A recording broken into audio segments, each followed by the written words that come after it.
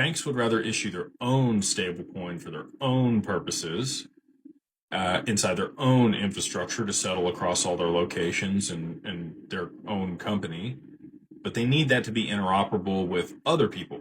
And so that's where XRP would sit in the middle as a bridge asset for settlement between those two counterparties, where they trust that network and the asset to deliver that value without having to hold the currency of the counterparty. So Nostro Vostro accounts, like you guys have, heard me talk about that plenty of times. $27 trillion locked up globally.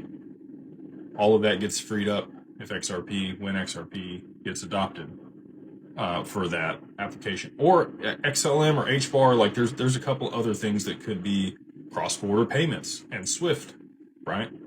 But if they do decide to partner with R3, the only thing that they can use currently is XRP, and that'll be the other piece with the Clarity Act getting pushed into 26, which is what I've said the whole time. And again, like government shutdown, there's a lot of reasons that ended up transpiring the way that it did. I think it was planned, just me, based on my conversations, but we'll put that aside. XRP, just play along with me for a second, okay?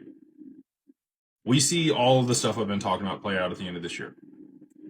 XRP moves to 3 or 4 digits. It's implemented on the back end of the stock market. They implement it for FX. They implement it for commodities, cross-border payment, and other applications.